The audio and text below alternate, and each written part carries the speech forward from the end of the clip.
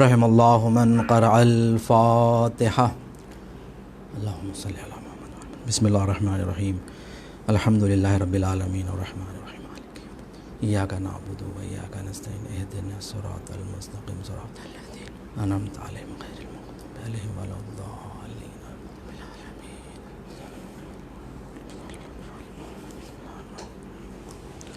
اعوذ باللہ السمیع العلیم من الشیطان الرجیم. بسم اللہ الرحمن الرحیم. الحمد للہ رب العالمین. الحمد للہ الذی لا یبلغ مدحته النقم ولا يحصي نعماءه العدم الذي فطر الخلائق بقدرته ونشر الرياح برحمته ثم الصلاة والسلام والتحية والإكرام على أشرف الأنبياء والمرسلين وخاتم النبيين ورحمة للعالمين جد الحسن والحسین ابی القاسم محمد. اللہم صلی علی محمد وعلی محمد وعلی اہل بیتہ الطیبین الطاہرین المعصومین المظلومین الذین اذھب اللہ عنہم الرجس وطہرہم تطہیرا. اللہم صلی علی محمد وعلی محمد ولا سيما على السيد المطهر والإمام المظفر والشجاع الغزنفر أبي شبير وشبر قاسم طوبى والصقر الأنزع البتين اللشجع المكين العالم المبين الناصر المعين ولي الدين الوالي الولي السيد الرزي الإمام الوسيع الحاكم بالنص الجلي المخلص الصفي المدفون بالغريب ليس بني غالب مظهر العجائب ومظهر الغرائب والشهاب الثاقب والحزبر السالب نقطة دائرة المطالب اسد اللہ الغالب غالب کل غالب ومطلوب کل طالب صاحب المفاقر والمناقب امام المشارق والمغارب الذي حبه فرض على الحاضر والغائب مولانا ومولى الكونين الامام الثقلين ابي الحسنين يعصوب الدين وقائد غر المحجلين امیر المؤمنین علی بن ابی طالب. اللہم صلی علی محمد وعلی محمد ولعنت اللہ علی اعدائہم اجمعین من العان الى قیام یوم الدین. اما بعد فقد قال اللہ تبارک وتعالی فی محکم کتاب المجید وفرقان الحمید وقولہ الحق. بسم اللہ الرحمن الرحیم. تنزل الملائکۃ والروح فیہا بإذن ربہم من کل امر سلام حتی مطلع الفجر. صلوات پڑھ دے محمد وعلی محمد. اللہم صلی علی محمد وعلی. عزیزان گرامی، آج شب قدر کی دوسری شب ہے کہ جو قرآن مجید میں پروردگار دو عالم نے سورہ قدر میں فرمایا ہے کہ تنزل الملائکۃ والروح، کہ اس رات ملائکہ اور روح اللہ کا عظیم فرشتہ نازل ہوتا ہے. یہ تمام امر کو لے کر من کل امر، یہ تمام امر کو لے کر اللہ کا فرشتہ نازل ہوتا ہے. تو اس شب کو شب قدر قرار دیا گیا ہے، اور اہل بیت علیہم السلام نے بیان فرمایا ہے کہ 3 شب قدر کی جو تاریخیں بتائی گئی ہیں، ان تینوں کی اہمیت کو سمجھو، اس لیے کہ اللہ چاہتا ہے کہ ان 3 شبوں میں عبادت کی جائے، اور اللہ نے شب قدر کو ان 3 شبوں میں تقسیم فرمایا ہے۔ جیسے کہ ہم نے گزشتہ شب قدر میں جو روایت ہم نے نقل کی تھی چھٹے امام جعفر صادق علیہ الصلاۃ والسلام سے، کہ امام نے فرمایا تھا کہ اللہ ان 3 شبوں میں جو پہلی 19ویں شب ہوتی ہے، 19ویں شب کو اللہ تقدیروں کو لکھتا ہے، اور دوسری جو 21ویں شب ہے آج کی شب میں، اس شب میں جو اللہ اعمال کو تصویب کرتا ہے، اور تیسری جو شب ہوتی ہے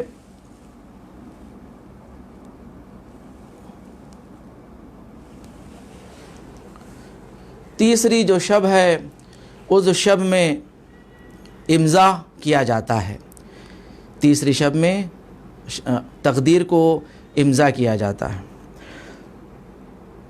تو ہمارے جو اعمال ہمیں انجام دینا ہے ان تینوں شب میں، اور خصوصاً جو دعاؤں کے لیے بتایا گیا ہے کہ دعائیں کی جائے اس شب میں انسان، تاکہ اپنی تقدیر کو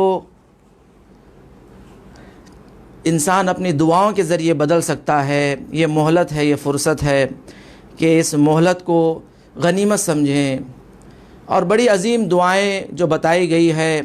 اور شب قدر کے اعمال تو جیسے ہم کئی مرتبہ سن چکے ہیں، جو اعمال بتائے گئے ہیں، اور اعمال کو ہم انشاءاللہ انجام بھی دیں گے، مگر جو بات ہمیں بیان کرنا ہے وہ یہ ہے کہ دعا کی جو عظمت ہے، روایات میں جو دعا کی عظمت بتائی گئی ہے کہ ادعونی استجب لکم، کہ پروردگار نے خود دعوت دی ہے، خود حکم فرمایا ہے کہ مجھے پکارو، کہ میں تمہاری دعاؤں کا سننے والا ہوں، کہ مجھ سے مانگو کہ میں تمہیں عطا کرنے والا ہوں۔ تو خود پروردگار دو عالم نے دعاؤں کے دروازے کو ہمارے لیے کھولا ہے۔ یہ ہماری کوتاہی ہے کہ ہم اللہ کی بارگاہ میں دست دعا بلند نہیں کرتے۔ ابو ذر غفاری پیغمبر اکرم محمد مصطفیٰ صلی اللہ علیہ وآلہ وسلم کے بڑے عظیم صحابی ہیں۔ آپ کی ایک دعا بڑی معروف ہے، دعائے ابو ذر غفاری کے نام سے۔ اس دعا کی جو روایت نقل ہوئی ہے، اس کے ساتھ جو واقعہ ہے کہ ایک مرتبہ ابو ذر مسجد میں وارد ہوتے ہیں اور دیکھتے ہیں کہ پیغمبر اکرم محمد مصطفیٰ صلی اللہ علیہ وآلہ وسلم دہیے قلبی سے گفتگو کر رہے ہیں، محو گفتگو ہے۔ اور دہیے قلبی ایک ایسے صحابی تھے رسول کے کہ جو رسول خدا کے پاس جناب جبرائیل دہیے قلبی کی شکل میں آیا کرتے تھے، دہیے قلبی کی شکل میں آیا کرتے تھے۔ تو یہاں پر پیغمبر نے فرمایا تھا کہ جب بھی دہیے قلبی سے میں اگر گفتگو کروں تو ہمارے درمیان حائل نہ ہو، ہمارے درمیان ہماری گفتگو کے میں کوئی دخل نہ کریں، کیونکہ جناب جبرائیل دہیے قلبی کی شکل میں آتے ہیں۔ تو جناب ابو ذر غفاری نے جیسے ہی دیکھا دہیے قلبی سے پیغمبر اکرم گفتگو کر رہے ہیں، محو گفتگو ہے، تو دہیے قلبی آپ کے قریب سے گزر گئے اور آپ کو سلام نہیں کیا۔ تو جیسے ہی جناب ابو ذر غفاری وہاں سے چلے گئے اور پیغمبر اکرم کو اور دہیے قلبی کو انہوں نے سلام نہیں کیا، تو جبرائیل نے فرمایا کہ یا رسول اللہ، یہ ابو ذر ہے۔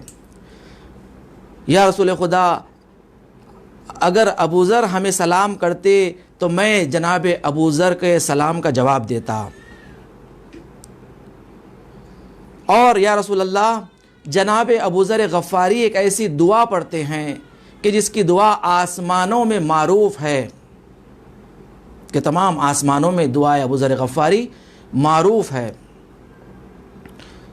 اور اس کے بعد پیغمبر اکرم کو جناب جبرائیل نے اس کی فضیلت بیان کی ہے، بڑی طولانی فضیلت ہے، اس کی عظمت ہے، میں اس میں نہیں جانا چاہتا، میں فقط کچھ مطالب کی طرف اشارہ کرنا چاہتا ہوں۔ بس چند نقطے اس روایت کی فضیلت کو بیان کر کے پھر میں اپنا مطلب بیان کرنا چاہتا ہوں آپ کے سامنے پیش کروں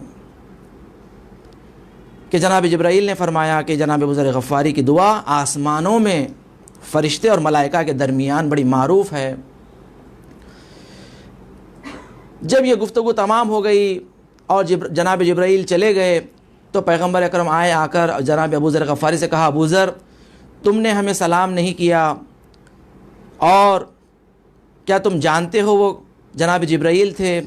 تو جناب ابو ذر غفاری نے کہا تھا، رسول اللہ کیونکہ آپ نے کہا تھا کہ جب آپ دہیے قلبی سے محو گفتگو ہو تو کوئی آپ کے گفتگو کے درمیان دخل اندازی نہ کریں، تو میں نے اسی لیے آپ لوگوں کو سلام نہیں کیا اور خاموشی سے وہاں سے گزر گیا۔ پیغمبر اکرم نے کہا، ابو ذر، جناب جبرائیل نے کہا کہ اگر ابو ذر ہمیں سلام کرتے تو ہم ابو ذر کے سلام کا جواب دیتے۔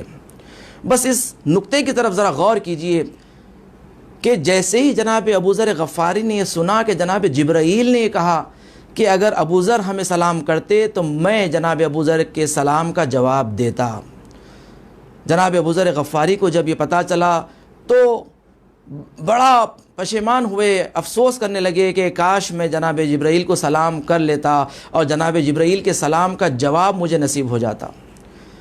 اور روایات میں ہے کہ کئی دن تک جناب ابو ذر غفاری اپنے گھر میں محبوس ہو کر رہ گئے تھے، اسی افسوس میں کہ انہوں نے کتنی بہترین ایک اپورچونٹی جو تھی وہ چلی گئی ہاتھ سے، اس لیے کہ جناب جبرائیل کسی کے سلام کا جواب دینا یہ بڑی عظمت ہوتی ہے، اس لیے کہ جناب جبرائیل اللہ کے بڑے عظیم فرشتوں میں سے ہے اور ہر نبی پہ نازل نہیں ہوتے، یہ مخصوص نبیوں پر نازل ہوا کرتے ہیں، اور جناب جبرائیل اللہ کے اذن سے یا انبیاء سے گفتگو کرتے ہیں یا اولیاء سے گفتگو کرتے ہیں۔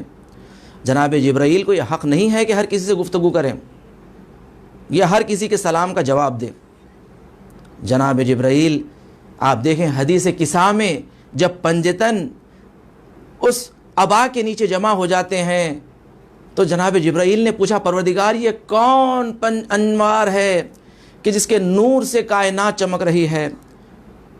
تو پروردگار نے جب پنجتن کی معرفی کر دی، بتا دیا، تو جناب جبرائیل نے اللہ سے اجازت لی کہ پروردگار کیا مجھے اجازت ہے کہ میں ان کا چھٹا بن جاؤں؟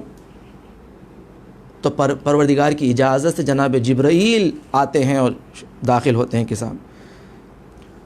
تو جناب جبرائیل یہ کہہ رہے ہیں کہ اگر ابو ذر غفاری ہمیں سلام کرتے تو میں جناب ابو ذر غفاری کے سلام کا جواب دیتا۔ تو اس سے پتہ چلتا ہے کہ جناب ابو ذر غفاری کو یہ معمولی انسان نہیں تھے، ایک معمولی صحابی نہیں تھے، بلکہ اولیاء خدا میں سے تھے، اولیاء خدا میں سے تھے کہ جناب جبرائیل کو جس سے اجازت ہے گفتگو کریں، ان کے سلام کا جواب دیں۔ تو پیغمبر اکرم نے جناب ابو ذر غفاری سے سوال کیا، اے ابو ذر بتاؤ وہ کون سی دعا تم پڑھتے ہو کہ جو آسمانوں میں تمہاری دعا بڑی معروف ہے؟ تو جناب ابو ذر غفاری نے کہا، ہے رسول اللہ میں یہ دعا پڑھا کرتا ہوں، اللہم انی اسألک الامن والایمان بک والتصدیق بنبیک والعافیۃ من جمیع بلاہ وشکر علی العافیہ والغنا عن شرار الناس۔ جناب ابو ذر غفاری اللہ سے 6 چیزیں مانگا کرتے تھے دعا میں، اللہم انی اسألک الامن والایمان بک، یعنی اس دعا کے میں 6 چیزیں جو مانگ رہے ہیں، آسمانوں میں یہ دعا جناب ابو ذر غفاری کی معروف ہے، ملائکہ فرشتے جناب ابو ذر غفاری کے ساتھ یہ دعا پڑھا کرتے ہیں۔ تو سوچیے اس کی دعا کی اہمیت کتنی ہے، اس کے ایک فقرے کی اہمیت کتنی ہے۔ میں فقط اس کے پہلے ایک فقرے کی وضاحت کر دوں کہ اللہم انی اسألک الامن، پروردگار میں سب سے پہلے میں تو اس سے مانگتا ہوں امنیت عطا کر دے، یعنی ایمان پر جناب ابو ذر غفاری نے امنیت کو فوقیت دی، اولویت دی، اور سب سے پہلے اللہ سے امنیت مانگی، اس لیے کہ امنیت سب سے بڑی نعمت کہی جاتی ہے۔ روایت میں ہے کہ احون النعمت الامن، کہ اللہ کی سب سے بڑی نعمتوں میں سے امنیت ہے، امنیت۔ اور اس زمانے میں ہم سے بہتر امنیت کی اہمیت کو کون سمجھے گا؟ اس وقت جس حالات سے ہم گزر رہے ہیں، کہ جس حالات سے کہ ہم سے امنیت ہماری جا چکی ہے، آج ساری دنیا لاک ڈاؤن میں ہے، گھروں میں بیٹھی ہوئی ہے، سارے کاروبار ٹھپ ہو چکے ہیں، ساری دکانیں بند ہو چکی ہیں، کہ حالات اس طریقے سے ہو چکے ہیں کہ ساری دنیا کے معاملات بکھر چکے ہیں کہ اب نہیں معلوم کہ اسے سنبھلنے کے لیے پھر کتنا وقت لگے گا۔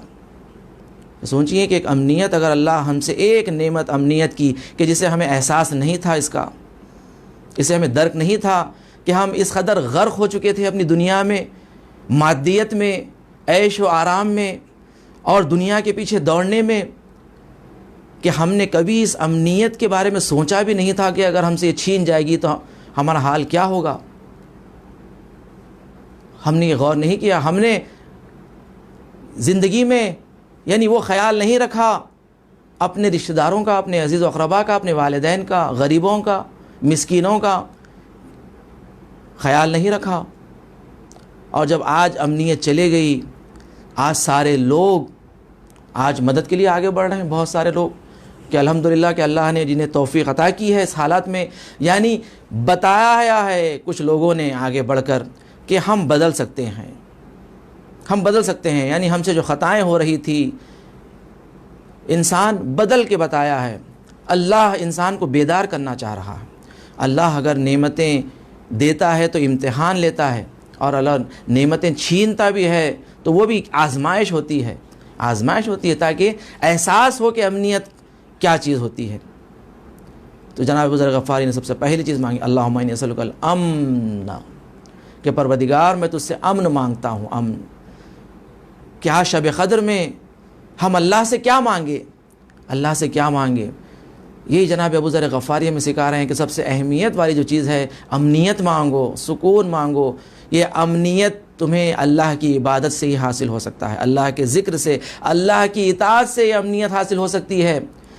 یاد رکھو کہ اللہ نے اگر تم سے امنیت چھینی، یہ ہماری کوتاہیاں تھی، یہ ہماری کمظرفی تھی کہ جو ہم نے اس نعمت کو اپنے ہاتھ سے دے دیا۔ اللہ نے سب سے بڑی نعمت جو ہم سے چھینی تھی وہ کبھی ہم نے اس طرف توجہ نہیں کی۔ اللہ کی سب سے بڑی نعمت امام زمانہ جل اللہ تعالیٰ فرجہ الشریف اللہ کی سب سے بڑی نعمت ہے، سب سے بڑی نعمت ہے کہ جو قرآن مجید میں اگر کسی چیز کو نعمت سے یاد کیا تو ولایت کی نعمت ہے، ولایت کی نعمت ہے، کہ ولایت کی نعمت ہم سے چھین گئی اور ہم اپنی دنیا میں مصروف ہیں، ہمیں اپنے کھانے کی فکر ہے، ہمیں اپنے مستقبل کی فکر ہے، ہمیں اپنے جاب کی فکر ہے، اپنے کاروبار کی فکر ہے۔ کس قدر ہم غافل ہو چکے ہیں، یعنی سب سے بڑی اللہ کی نعمت پردے غیب میں ہے اور ہم اپنی معمولی سی زندگی میں مصروف تھے اور ساری دنیا یہ لگی ہوئی ہے اللہ ہمیں معاف کر دے، دوبارہ ہمیں واپس وہ ہماری نعمتیں واپس کر دے، پھر سے ہم دوبارہ زندگی میں بحال ہو جائیں، پھر سے ہماری زندگی بحال ہو جائے، کاروبار بحال ہو جائیں، ہمارے زندگی بحال ہو جائیں۔ آپ دیکھیں کہ اس وقت کیا حال ہو چکا ہے، مساجد ویران ہو گئی ہیں کہ سال بھر میں ایک مہینے میں مسجد آباد ہوا کرتی تھی۔ اللہ نے کہا کہ اے مسلمانوں تمہاری اس ایسی عبادت کی بھی ضرورت نہیں ہے، مساجد ویران ہے، مجالس ہم سے چھین چکی ہے، آج ہم گھروں میں بیٹھ کر مجلسیں کر رہے ہیں۔ کیوں؟ کیونکہ ہم نے جو اللہ کی سب سے بڑی امانت ہے، اللہ کی سب سے بڑی نعمت تھی، اس سے غافل ہو چکے تھے، ہم نے امام کو فراموش کر دیا، امام کو فراموش کر دیا۔ اس لیے کہ اگر امام کی اہمیت ہمیں پتہ چل جائے، امام کی اہمیت، ایک واقعہ ہے مسجد جمکران کا کہ ایک شخص امام کے دیدار کے لیے بڑا ترستا ہے، امام کے دیدار کے لیے مسجد جمکران جایا کرتا تھا، کئی روز مسجد جمکران جاتا رہا، امام کے لیے دعا کرتا رہا تڑپ کے۔ ایک مرتبہ جب مسجد سے واپس ہو رہا تھا تو یہی سوچتا ہوا کہ مولا آخر کب آپ دیدار کا موقع دیں گے، میں کب تک آپ کے لیے دیدار کے لیے میں اس طرح آتا رہوں۔ ایک مرتبہ اسے احساس ہوا کہ ایک بہت ہی نورانی شخصیت اس کے سامنے آئی.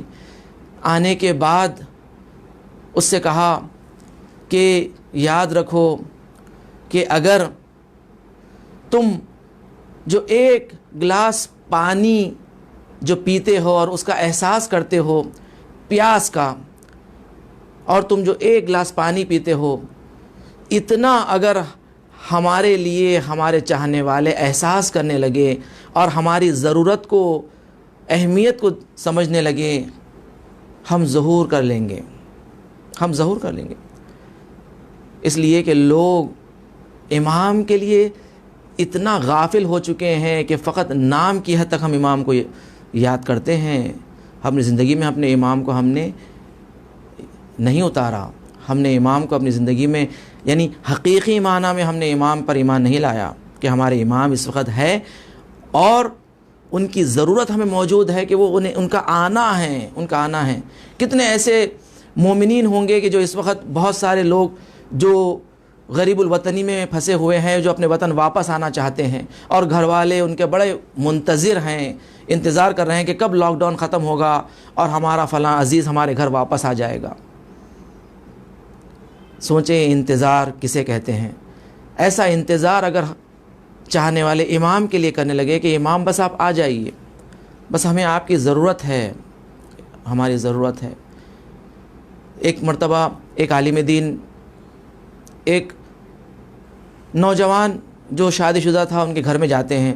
جانے کے بعد دیکھتے ہیں کہ ان کے گھر میں ایک فوٹو فریم ہے، ایک فوٹو فریم لگا ہوا ہے اور وہ فوٹو فریم خالی ہے، اس میں کوئی تصویر نہیں ہے. تو انہوں نے سوال کیا ان جوان شادی شدہ جوڑے سے کہ یہ فوٹو فریم خالی کیوں ہے؟ کیا اس میں آپ لوگ اپنی شادی کی تصویر لگانا چاہتے ہیں؟ تو انہوں نے کہا نہیں، ہم اپنی شادی کی تصویر لگانا نہیں چاہتے ہیں، بلکہ ہم اس میں اپنے امام زمانہ کی تصویر، اس میں ہم اپنے امام زمانہ کی تصویر لگانا چاہتے ہیں. تو انہوں نے کہا پھر یہ اسے خالی کیوں لگا کر رکھا ہوا ہے؟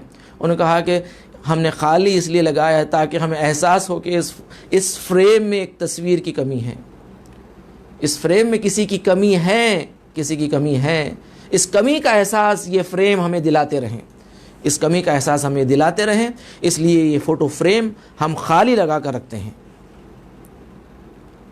آج شب امام سے مخصوص ہے، امام زمانہ کی شب ہے کہ آج ملائکہ جو نازل ہو رہے ہیں وہ امام وقت پر نازل ہوتے ہیں، حجت خدا پر نازل ہوتے ہیں. حجت خدا کہ جو اس کائنات کو چلا رہا ہے، اللہ کی حجت ہے. این السبب المتصل بین الارض والسماء، کہ کہاں ہے کہ جو سبب متصل ہے اس زمین و آسمان کو جو متصل کیے ہوئے ہیں. دعائے ندوہ کا یہ فقرہ ہے. تو عزیزان گرامی، شب قدر امام سے مخصوص ہے، اور آج کی شب میں جو مولا کائنات کی شب شہادت بھی آج ہی کی شب ہے، شب قدر، کہ مولا کائنات کو اللہ نے کیا خوش نصیبی عطا کی ہے کہ اگر آپ کی ولادت ہوئی تو اللہ کے گھر میں، اور آپ کی شہادت ہوئی تو اللہ کے گھر میں، اور ایسا مہینہ نصیب ہوا کہ جو اللہ کا مہینہ ہے، ماہ مبارک رمضان کا مہینہ، اور ایسی شب نصیب ہوئی ہے کہ جو شب قدر ہے، جو شب قدر ہے. کہ اللہ کس قدر مولا کائنات سے محبت کرتا ہے کہ آپ کو ایسی شب نصیب ہوئی ہے کہ جو اللہ کے دیدار کے لیے مولا کائنات اس دنیا سے گزر گئے. مولا کائنات نے ایک مرتبہ اسبق ابن نباتہ یہ بیان کرتے ہیں کہ جب 19ویں رمضان کو مولا کائنات کے سر پر ضربت لگی اور مولا کائنات گھر پر تھے، لوگ آ رہے تھے آپ کے دیدار کے لیے، آپ کے احوال پرسی کے لیے، تو میں بھی انہی لوگوں میں شامل تھا اور مولا کائنات کے در پر بیٹھا ہوا تھا. ایک مرتبہ امام حسن مجتبیٰ علیہ السلام باہر آئے اور آ کر کہا کہ میرے بابا کہہ رہے ہیں کہ آپ سب اپنے اپنے گھروں کو واپس چلے جائیں. سب واپس چلے گئے مگر میں وہاں بیٹھا رہا تھوڑی دیر بعد گھر سے رونے کی آواز آئی. جیسے ہی گھر سے رونے کی آواز بلند ہونے لگی میں بھی دروازے کے باہر رونے لگا. جب میری رونے کی آواز آئی امام حسن مجتبیٰ علیہ السلام باہر آئے. آ کر مجھ سے کہا اے اسبق کیا میں نے نہیں کہا تھا کہ واپس چلے جائیں, آپ کیوں واپس نہیں گئے؟ اسبق ابن نباتہ رو کر کہتے ہیں مولا میں فقط ایک مرتبہ آپ کے بابا کا دیدار کرنا چاہتا ہوں اور بس دیدار کر کے واپس چلا جاؤں گا. مولا حسن علیہ السلام گھر میں داخل ہوتے ہیں اور مولا کائنات سے اجازت لیتے ہیں. کہتے ہیں کہ اسبق ابن نباتہ ہے اور وہ چاہتا ہے کہ آپ کا دیدار کریں اور واپس چلا جائے. مولا نے اجازت دی. اسبق ابن نباتہ کو گھر میں داخل ہونے سے پہلے پردے کا اہتمام کیا گیا اور مولا کائنات کے پاس جیسے ہی اسبق ابن نباتہ آتے ہیں, آنے کے بعد اسبق ابن نباتہ کہتے ہیں کہ میں نے مولا کی پیشانی پہ جو پٹی بندھی ہوئی تھی زرد رنگ کی تھی, تو میں یہ تشخیص نہیں دے پا رہا تھا کہ مولا کائنات کی پیشانی پہ جو یہ زرد رنگ کی پٹی بنی ہوئی ہے یہ زیادہ زرد ہے یا آپ کا چہرہ زیادہ زرد ہے. اس قدر مولا کائنات کا چہرہ زہر کی وجہ سے متغیر ہو چکا تھا, زرد ہو چکا تھا. میں دیکھ کر رونے لگا. مولا نے آنکھوں کو کھولا. کھولنے کے بعد اسبق سے کہا اسبق میرے قریب آؤ. اسبق قریب آئے. آنے کے بعد کہا کہ اسبق کیا حسن مجتبیٰ نے تم سے نہیں کہا تھا کہ واپس چلے جاؤ, تم کیوں واپس نہیں گئے؟ اسبق ابن نباتہ کہتے ہیں مولا میں چاہتا ہوں آپ سے ایک حدیث سنوں اور اس کے بعد واپس چلے جاؤں. دیکھیں کس قدر مولا کے چاہنے والے یعنی علم سے محبت رکھتے تھے کہ یعنی کوئی حدیث سنیں, ہمیں ایک حدیث بیان کیجیے تاکہ میری نالج میں اضافہ ہو جائے, میرے معلومات میں اضافہ ہو جائے. اسبق ابن نباتہ کو مولا کہتے اپنا ہاتھ آگے بڑھاؤ. مولا نے اسبق ابن نباتہ کا ہاتھ اپنے ہاتھوں میں لیا اور ہاتھ تھام کر کہا اسبق یہ میری آخری حدیث ہوگی اور اس کے بعد کوئی میری حدیث نہیں سنے گا. اس کے بعد کہا اسبق جیسے تمہارا ہاتھ میرے ہاتھوں میں ہے اسی طرح رسول خدا کی رحلت کے بستر پر رسول خدا کے ہاتھوں میں میرا ہاتھ تھا. اور پیغمبر اکرم نے کہا یا علی جاؤ جا کر ممبر پر یہ کہہ دو کہ خدا کی لعنت ہو اس اولاد پر کہ جو آخ کے والدین ہوں, کہ جس کے ماں باپ جنہیں آخ کر دیں ان اولاد پر لعنت ہو, اور خدا کی لعنت ہو اس غلام پر کہ جو اپنے مولا سے فرار کر چکا ہے, اور اس پر لعنت ہو خدا کی کہ جو اپنے اجیر کی اجرت کو ادا نہیں کرتا. رسول خدا نے کہا کہ یہ 3 جملے یا علی جا کر میرے ممبر پر جا کر بیان کر دو. مولا کہتے ہیں اے اسبق میں مسجد میں گیا اور ممبر پر جانے کے بعد یہ تینوں جملے میں نے ممبر رسول پر بیان کر دیے. جیسے ہی ممبر رسول پر میں نے بیان کیا ایک شخص اٹھا اور اٹھ کر کہنے لگا یا علی اس کی تفسیر کریں, اس کی تفسیر فرمائیں کہ اس کا مطلب کیا ہے. اس لیے کہ رسول خدا اپنے بستر مرگ پر موت کے بستر پر ہے, آخری لمحات میں ایک سادے سے جملے نہیں بیان کریں گے, اس لیے کہ یہ تو سبھی کو معلوم ہے کہ جو آق کے والدین ہے اس پر خدا کی لعنت ہے, اور جو غلام اپنے مولا سے فرار کر لیتا ہے اس پر خدا کی لعنت, اور جو اپنے اجیر کی اجرت ادا نہیں کرتا اس پر خدا کی لعنت. تو یقیناً اس کے پیچھے کوئی حکمت ہے, اس کی تفسیر ہے. مولا تفسیر بیان کیجیے. مولا نے کہا کہ میں حضور اکرم سے سوال کر کے آؤں گا, اس لیے کہ یہ مولا کا ادب ہے. مولا کا ادب ہے کہ پیغمبر اکرم اللہ کے رسول ابھی موجود ہے, اور جب تک بڑے موجود ہوتے ہیں چھوٹے بولا نہیں کرتے, اپنے سے تفسیر نہیں کرتے. مولا چاہتے تفسیر کر سکتے ہیں, مگر مولا نے کہا کہ میں پیغمبر اکرم سے سوال کروں گا, اس لیے کہ یہ جملے خود پیغمبر کے ہیں, تفسیر بھی پیغمبر اکرم کریں گے, اور پیغمبر اکرم کی زبانی ہی تم تفسیر سنو گے. مولا کہتے ہیں اے اسبق میں پیغمبر اکرم کی خدمت میں واپس آیا اور کہا یا رسول اللہ ان جملوں کی تفسیر فرمائیں. تو پیغمبر نے کہا یا علی انا و انتا ابواء حاذہ الامہ، اے علی میں اور آپ اس امت کے باپ ہیں، اور جو بھی ہماری نافرمانی کیا اس پر خدا کی لعنت ہے۔ اور یا علی انا و انتا مولا حاذہ الامہ، یا علی میں اور آپ اس امت کے مولا ہیں، من کنت مولا فہذا علی مولا، یا علی میں اور آپ اس امت کے مولا ہیں، اور جو اپنے مولا سے جو غلام فرار کرتا ہے، نافرمانی کرتا ہے، اس پر خدا کی لعنت ہے۔ اور یا علی آپ اور میں اس امت کے اجیر ہیں، اس امت کے اجیر ہیں، اور جو ہماری اجرت میں کوتاہی کرے گا، جو ہماری اجرت ادا نہیں کرے گا، اس پر خدا کی لعنت ہے۔ اب غور کریں کہ اجرت کیا ہے، ایک اجیر کی اجرت کیا ہوتی ہے، نبی کی اجرت کیا ہے۔ قرآن مجید نے خود کہا کہ قُلْ لَا أَسْأَلُكُمْ عَلَيْهِ أَجْرًا إِلَّا الْمَوَدَّةَ فِي الْقُرْبَى، کہ میں تم سے کوئی اجر نہیں چاہتا سوائے مودت اہل بیت کے۔ مودت اہل بیت کو اجر مانگا گیا، اور اس اجر میں جو کوتاہی کرے گا اس پر خدا کی لعنت ہے، اس پر خدا کی لعنت ہے۔ اس لیے محبت اہل بیت فرض میں سے ہے، جیسے نماز اور روزہ واجب ہے، محبت اہل بیت بھی واجب ہے۔ مولا کائنات سے محبت واجب ہے جیسے نماز واجب ہے، بلکہ اس سے افضل ہے، اس سے افضل ہے۔ اس لیے کہ میرے پانچویں امام محمد باقر علیہ الصلوۃ والسلام فرماتے ہیں کہ بنی الاسلام علی خمس، کہ اسلام 5 پر بنا کیا گیا ہے، علی الصلاۃ والزکاۃ والصوم والحج والولایہ ولا نودی مثل ما نودی بالولایہ یوم الغدیر، کہ دیکھو اسلام 5 چیزوں پر بنا کیا گیا ہے، نماز پر، زکوٰۃ پر، حج صوم پر، روزے پر، اور حج پر، اور ولایت پر۔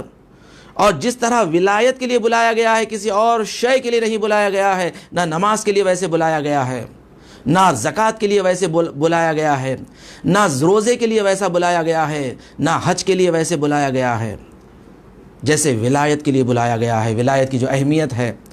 اس لیے کہ نماز مسافر پر قصر ہو جاتی ہے، 4 رکعت نماز 2 رکعت میں تبدیل ہو جاتی ہے۔ زکوٰۃ نصاب پر ہوتا ہے، اگر نصاب پہنچ جائیں، کوانٹٹی تک پہنچ جائیں تو جب زکوٰۃ ہوتا ہے، ہر کسی پہ زکوٰۃ واجب نہیں ہوتا۔ اور روزہ ہر کسی پہ واجب نہیں ہوتا ہے، بیمار ہے، بیمار پر روزہ نہیں ہے، ضعیف ہے، روزہ نہیں رکھ سکتے ہیں، ان پر روزہ نہیں ہے، مسافر ہے، اس پر روزہ نہیں ہے، حالت نجاست میں ہے، اس پر روزہ نہیں ہے، روزہ معاف۔ اور حج مستطیع پر ہے، استطاعت پر ہے، جس کے پاس استطاعت موجود ہے وہ حج کرے گا۔ مگر ولایت ایک ایسا امر الہی ہے کہ جو مسافر پر بھی واجب ہے، نصاب پہنچے یا نہ پہنچے ولایت واجب ہے۔ اگر تم بیمار ہو یا مسافر ہو تم پر ولایت واجب ہے، تم مستطیع ہو یا نہیں ہو تم پر ولایت واجب ہے، ولایت واجب ہے۔ اس قدر اہمیت ہے امامت کی کہ امامت پر عقیدہ، کہ اگر امامت پر عقیدہ ہوگا تو توحید پر عقیدہ ہوگا، نبوت پر عقیدہ مکمل ہوگا، قیامت پر عقیدہ مکمل ہوگا۔ عزیزان گرامی، مولا کائنات اس قدر مظلوم امام کہ جب 19 کی صبح آپ کے سر پر ضربت لگی، ضربت لگنے کے بعد گھر کو لے جانے کا اہتمام کیا گیا، گلیم منگائی گئی، یعنی ایک ایسی قالین کہ جس پر آپ کو لٹا کر گھر لے جایا جا سکے، اس پر آپ کو لٹایا گیا، اور مولا کائنات کو گھر کی طرف لانے لگے۔ سارے چاہنے والے، آپ کے اصحاب آپ کے ساتھ گھر آ رہے تھے۔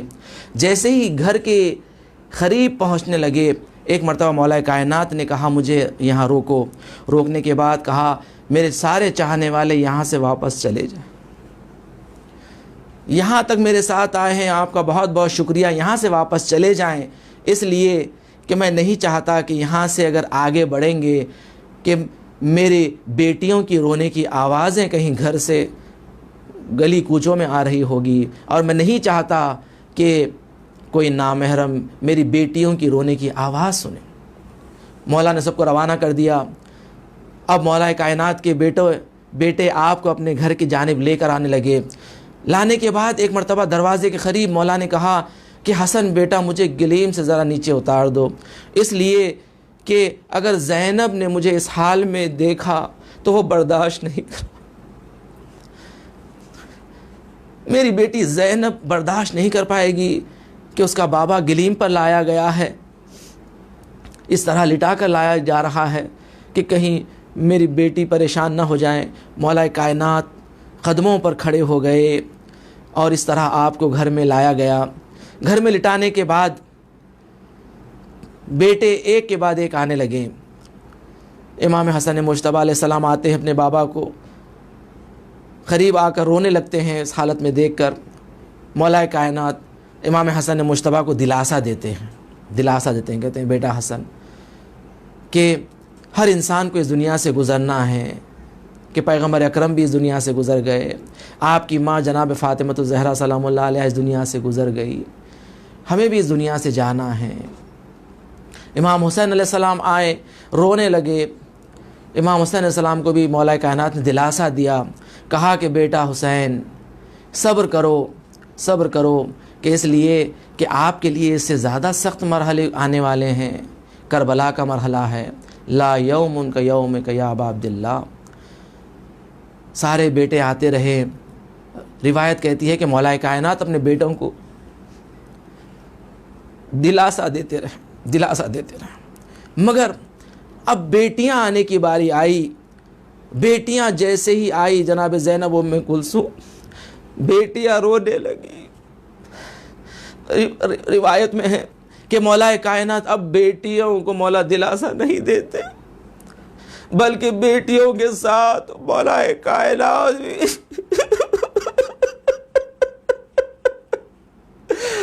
بیٹیوں کے ساتھ بلند آواز میں گریہ کرتے جاتے، روتے جاتے۔ جناب زینب ام کلثوم رو رہی ہے، مولا کائنات رو رہے ہیں۔ میں کہوں گا مولا آپ بیٹوں کو دلاسا دیتے رہے، سمجھاتے رہے، مگر بیٹیوں کو دلاسا نہیں دے رہے، بلکہ امام بھی رو رہے ہیں۔ شاید مولا کو کربلا یاد آ گئی، یہ میری بیٹیاں ہائے جنازے حسین پر گریہ کرے گی، ارے انہیں رونے بھی نہ دیا جائے گا۔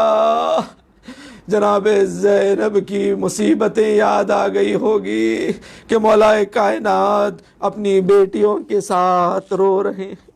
الا لعنت اللہ علی قوم الظالمین وسیعلم الذین ظلموا ای منقلب ینقلبون۔ بار اللہ پروردگار ہم سے ذکر خلیل کو قبول فرما، پروردگار ہمیں کوئی غم نہ دے سوائے غم حسین کے، پروردگار ہمیں جو بیمار علیل ہیں، جو التماس سے دعا کہی گئی ہے، بالخصوص سید اشرف حسین رضوی علیل ہے، بیمار ہے، اور ذاکر اہل بیت، شاعر اہل بیت وفا بھائی کا ہارٹ کا آپریشن ابھی ہوا ہے، پروردگارہ انہیں صحت کاملہ و عاجلہ عنایت فرما، انہیں طول عمر عطا فرما۔ اور ذاکر اہل بیت ابوالقاسم صاحب قبلہ بیمار ہے، علیل ہے، اور ذاکر اہل بیت نوح خان مسلم بھائی بیمار ہے، علیل ہے، پروردگارہ انہیں صحت کاملہ و عاجلہ عنایت فرما، ان کا سایہ ہماری قوم پر قائم و دائم فرما۔ اور تمام مومن مومنات جو دیکھ رہے ہیں اور ہمارے ساتھ اس اعمال میں، اس مجلس میں شامل ہے اور بعد میں اسے دیکھیں گے، پروردگارہ ان سب میں جو بیمار ہے علیل ہے انہیں شفاء کاملہ و عاجلہ عنایت فرما، تمام حاجت مندوں کے حاجتوں کو پورا فرما۔ پروردگار شب 21 ہے، شب قدر ہے، شب شہادت مولا کائنات ہے، بحق ولایت مولا کائنات کے صدقے میں پروردگار تمام حاجت مندوں کے حاجتوں کو پورا فرما، جو پریشان ہیں ان کے پریشانیوں کو دور فرما، پروردگار جلد سے جلد اس کرونا وائرس کے شر کا خاتمہ فرما۔ پروردگار تجھے واسطہ محمد والے محمد کا، ہمیں امام زمانہ کی نعمت سے سرفراز فرما، ہمیں امام زمانہ کے دیدار سے مشرف فرما، امام زمانہ کے ظہور میں تعجیل فرما۔ پروردگار دشمنان اہل بیت، دشمنان اسلام کو جہاں جہاں بھی ہیں، جس شکل و صورت میں بھی ہے، ہے انہیں نیست و نابود فرما، مقامات مقدسات کی حفاظت فرما، جنت البقیع کی تعمیر دیکھنا نصیب فرما۔ پروردگار تجھے واسطہ محمد والے محمد کا، مراج اکرام علماء اعلام کا سایہ ہمارے سروں پر قائم و دائم فرما۔ امام زمانہ کے ظہور میں تعجیل فرما، ہمیں امام کے آوان و انصار میں شمار فرما۔ ایک سورہ فاتحہ جملہ مرحومین مومنین مومنات جو حاضرین کے جو دیکھ رہے ہیں اور جو بعد میں دیکھیں گے، شب قدر ہے، اپنے مرحومین کے لیے سورہ فاتحہ کی تلاوت فرما کر ان تمام مرحوم اپنے عزیز و اقارب مرحومین اور جملہ مومنین و مومنات مرحومین کی ارواح کو ہدیہ فرما دے۔